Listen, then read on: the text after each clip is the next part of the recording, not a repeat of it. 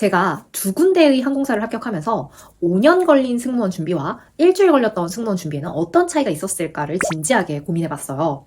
그래서 이런 점들이 달랐구나를 깨닫게 되었고요. 그 중에 여러분들에게 도움이 될 이야기를 해보려고 합니다. 특히 오늘 얘기는요, 외국 항공사를 준비하시는 분들께 조금 더 도움이 될 이야기이긴 한데, 이렇게 말하면 국내 항공사 준비하시는 분들 바로 영상을 끄실 것 같아서요. 국내 항공사에도 도움이 될 이야기도 있으니까 끝까지 봐주시면 좋을 것 같습니다. 여러 번의 탈락에 힘들고 지쳐서 이제는 뭘 해야 될지 고민되시는 분들을 위한 영상이니까요. 보시면서 나도 이렇게 하고 있지는 않은지 생각을 해보고 다음 면접에서는 달라지셔서 합격하시는 여러분들이 되셨으면 좋겠습니다. 시작해볼게요. 5년 걸린 승무원과 일주일 걸린 승무원 준비 방법의 차이를 먼저 이야기해볼게요. 자, 지금 말씀드린 방식들은요, 특히 준비된 답변을 암기해서 면접에 임하시는 분들께 정말 도움이 될 거예요. 사실 저도 승무원이 되기까지 5년이 걸렸던 지원자였던 거 다들 아시죠? 그 긴 시간 동안 늘 암기한 답변을 말하는 데에만 집중했던 사람이었거든요. 외항사를 준비하시는 분들이라면요, 특히 영어가 부담스러워서 더 많이 암기하시죠?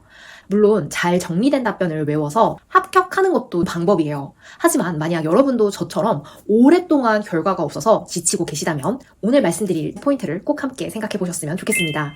저는 5년 동안 승무원 준비를 하면서 해당 회사가 어떤 승무원을 좋아할지를 한 번도 생각해 보지 않고 그저 답변 잘하고 웃는 모습만 보여주면 되겠지라는 마음으로 준비를 했었어요. 면접복은 그저 승무원 면접에서 흔하게 볼 수 있는 옷으로 준비하면 되고 승무원 면접에 맞는 어필을 하고 면접에 참여를 했을 때 면접관이 나를 마음에 들면 뽑아준다라고 생각을 했었어요. 게다가 면접 답변도 늘 과외에서 준비해뒀던 답변을 모든 항공사에 돌아가면서 쓸 정도로 답변 암기에만 집중했고요. 항공사마다 차별화 둘 생각을 하지도 않았었습니다. 지금 생각하면 정말 나를 뽑을 이유를 만들어주지 못한 준비였던 것 같아요. 하지만 일주일 만에 승무원 준비를 해서 합격했던 두 번째 항공사에서는요, 완전히 다르게 접근을 했습니다. 해당 항공사가 어떤 사람을 좋아할지 열심히 찾아보고 면접복도 해당 회사가 좋아하게끔 대여도 해보면서 최대한 해당 회사 승무원 이미지를 떠올릴 수 있는 다양한 준비를 했다라고 말씀을 드리고 싶어요. 외항사 면접은요, 영어로 진행되다 보니까 답변을 외워서 말하는 분들이 정말 많아요. 저도 그랬고요. 그런데 문제는요, 질문에 답하고 끝나는 지원자처럼 보인다는 점이에요. 마치 이 질문엔 이 답변, 이건 외워둔 멘트니까 틀리면 안 돼. 이런 마인드로 말하면요, 면접관은 대화하는 느낌을 전혀 받지 못해요. 특히 CV드랍이나 1대1 인터뷰처럼 면접관과 가까이서 진행되는 상황일수록 이런 딱딱한 느낌은 더 도드라집니다. 승무원은 편안하게 말을 걸 수 있어야 하고 요청을 잘 들어줄 것 같은 인상을 줘야 되잖아요. 그런데 너무 정해진 질문에 답변만 하는 승무원의 느낌을 면접관에게 준다면요, 좋은 결과를 얻지 못한다고 생각해요. 게다가 이건 단순히 영어가 부족해서 생기는 문제는 또 아닙니다. 엄청 잘 준비하고 계신 분들 중에서도요, 내가 스터디에서 좀 제일 잘하는 것 같고 남들에게 깐깐하게 좀 피드백을 준다거나 가르치려고 하는 느낌을 주는 분들을 종종 만나는 경우가 있는데요. 이런 분들 경우에는 모든 사람들이 느끼는 것은 비슷하기 때문에 실제 면접에 가서도 면접관에게 그런 느낌을 주지 않을까라는 생각이 들어요. 혹시라도 이런 피드백을 받아보신 분들이 계시다면요, 조금은 유한 이미지를 전해주는 연습이 필요하다고 생각합니다.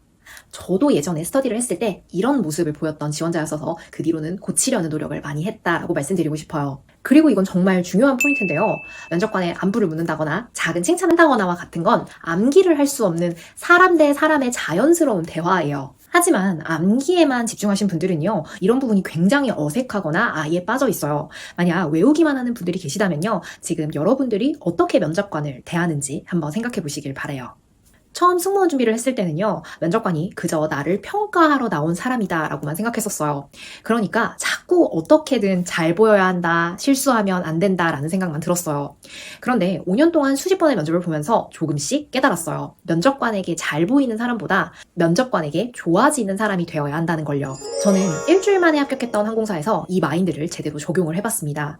긴장하거나 기계적으로 굴기보다는요, 그냥 면접관이랑 좋은 대화를 한번 해보자는 생각으로 참여를 했었어요. 면접관의 분위기를 살피면서 칭찬도 자연스럽게 건네고 또 면접관을 웃게끔 만들려고도 했고요. 서로 편하게 이야기하려고 노력을 했었어요. 그리고 솔직히 말씀드리면요, 그때는 마음가짐 자체가 달랐던 것 같아요. 사실 이미 승무원이라는 꿈을 이뤄봤기 때문에 안 되면 말고라고 생각했던 이 여유가 진짜 도움이 많이 됐습니다. 반대로요, 제발 이번에 되게 해주세요 라고 절박함만으로 면접을 보던 시절에는요, 말투, 표정, 눈빛 모두 붙어야 된다라는 생각에 긴장감이 가득했었어요. 물론 저도 잘 알아요. 대부분의 지원자들이 안 되면 말고라는 마음을 쉽게 가질 수 없다는 걸요. 저도 분명 승무원의 꿈을 이루지 못했다면요. 안 되면 말고라는 생각을 가지기가 힘들었을 거예요. 그리고 저 역시도 제 영상을 보면서 됐으니까 그렇지라는 생각을 했을 것 같기도 하고요. 제가 다른 영상에서도 항상 모든 항공사에 지원을 해보라고 말씀드리는 이유가 있어요. 저는 오히려 기대하지 않았던 항공사 면접에서 이런 마인드로 임했었는데 그게 합격으로 이어졌기 때문이에요. 승무원에 한 번도 합격하지 못했는데도요. 사실 그 이유는요. 제가 그 당시만 해도 너무나 가고 싶었던 항공사가 있었고요. 처음으로 합격했던 이 항공사의 최종 면접을 갔을 때는요.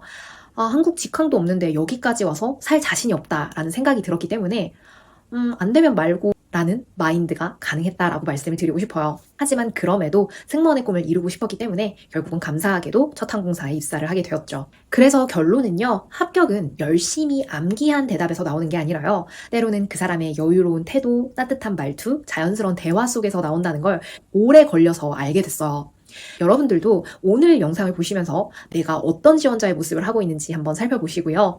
달라지셔서 좋은 결과를 얻는 분들이 되셨으면 좋겠습니다. 좋은 하루 되세요.